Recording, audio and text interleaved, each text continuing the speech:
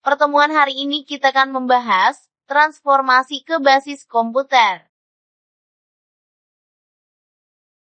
Di antaranya ada manusia sebagai pengolah informasi, evolusi teknik pengolah data, sistem informasi berbasis komputer, teknik pengolahan data dengan komputer, keunggulan pemakaian komputer, keterbatasan komputer.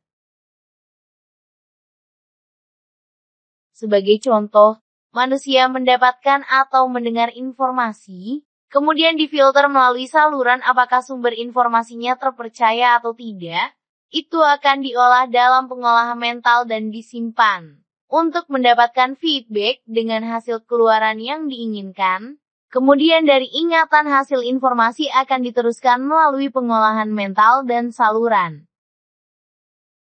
Dalam hal ini, manusia sebagai pengolah informasi masih memiliki keterbatasan di antaranya.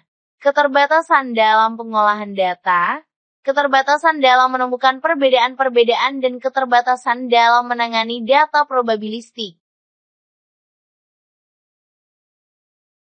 Karena keterbatasan tersebut, maka teknik pengolahan data terus mengalami evolusi, mulai dari tahap manual, kemudian mekanik elektronik, juga tahap elektronik.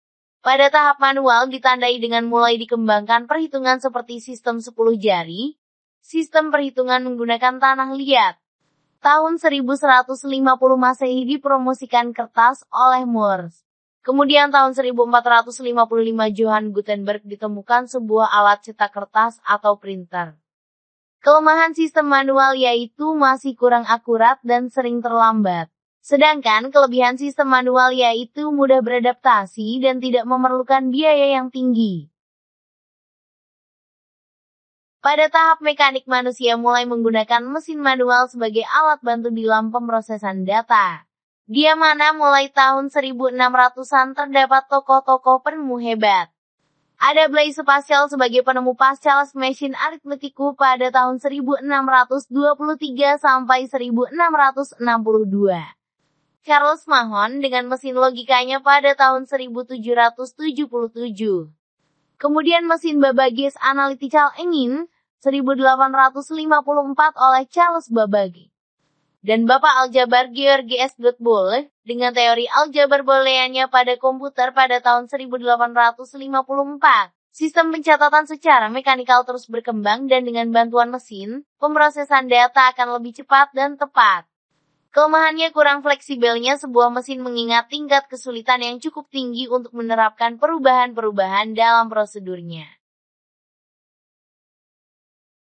Tahap mekanik elektronik. Pada tahun 1890 penemu bernama Dr. Hermann Hollerith menemukan mesin tabulasi kartu plong sebagai mesin pertama yang bergerak secara mekanik elektronik dan lebih otomatis, yang kemudian mendirikan sebuah perusahaan dengan nama Tabulating Machine Company pada tahun 1896 dan terus berkembang menjadi IBM International Business Machine. Pada tahap elektronik ditandai dengan penemuan komputer digital elektronik yang pertama yaitu pada tahun 1942. Komputer pertama menggunakan tembung hampa udara dan dikenal dengan nama komputer ABC, Atanasoff Berry Computer. Penemunya adalah Profesor John Atanasoff bersama asistennya Clifford Berry di Iowa State College. Tahapan-tahapan elektronik kurang lebih sebagai berikut. 1. Komputer generasi pertama yaitu tahun 1945 sampai 1959. 2. Komputer generasi kedua pada tahun 1959 sampai 1963. 3. Komputer generasi ketiga pada tahun 1963 sampai 1963. 4. Komputer generasi keempat tahun 1970 sampai 1980. 5. Komputer generasi kelima pada tahun 1980 sampai dan seterusnya. Berbicara tentang komputer, satu pertemuan kayaknya tidak akan cukup, karena banyak sekali di sekeliling kita hampir sudah menggunakan komputer. Untuk itu, kita tidak akan membahas secara global, melainkan lebih khusus ke teknik pengolahan data dengan komputernya. Yang pertama ada teknik pengolahan data real time. Kemudian, teknik pengolahan data batch processing, teknik pengolahan data time sharing, dan distributed data processing system. Real time merupakan suatu sistem pengolahan data yang membutuhkan tingkat transaksi dengan kecepatan tinggi. Hal ini mengingat bahwa kebutuhan transaksi harus diperoleh pada saat yang sama, sebagai bagian dari pengendalian sistem.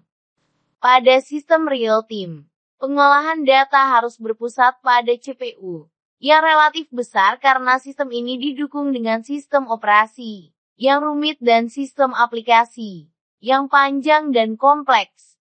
Sistem real-time ini juga memungkinkan penghapusan waktu yang diperlukan untuk pengumpulan data dan distribusi data. Dalam hal ini berlaku komunikasi dua arah. Teknik pengolahan data batch processing. Teknik pengolahan data batch processing merupakan teknik pengolahan data dengan menumpuk data terlebih dahulu dan diatur pengelompokan data tersebut dalam kelompok-kelompok yang disebut batch.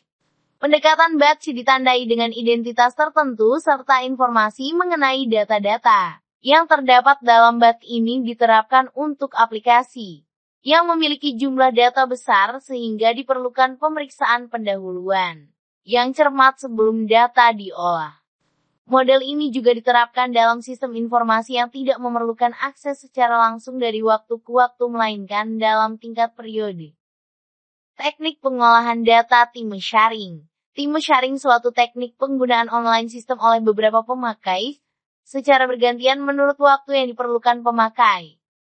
Disebabkan waktu perkembangan proses CPU semakin cepat, sedangkan alat I/O tidak dapat mengimbangi kecepatan dari CPU, maka kecepatan dari CPU dapat digunakan secara efisien dengan melayani beberapa alat I/O secara bergantian. Distributed Data Processing System merupakan bentuk yang sering digunakan sekarang sebagai perkembangan dari time sharing system. Bila beberapa sistem komputer yang bebas tersebar yang masing-masing dapat memproses data sendiri dan dihubungkan dengan jaringan telekomunikasi. DDP sistem dapat didefinisikan sebagai suatu sistem komputer interaktif yang terpencar secara geografis dan dihubungkan dengan jalur telekomunikasi, dan setiap komputer mampu memproses data secara mandiri dan mempunyai kemampuan berhubungan dengan komputer lain dalam suatu sistem. Setiap lokasi menggunakan komputer yang lebih kecil dari komputer pusat dan mempunyai simpanan luar sendiri serta dapat melakukan pengolahan data sendiri. Pekerjaan yang terlalu besar yang tidak dapat diolah di tempat sendiri dapat diambil dari komputer pusat. Sistem informasi berbasis komputer adalah sebuah sistem yang terintegrasi. Sistem manusia-mesin yang memanfaatkan perangkat keras dan perangkat lunak komputer, prosedur dan basis data yang bertujuan untuk menyediakan informasi yang mendukung operasi, manajemen dan fungsi pengambilan dalam suatu organisasi.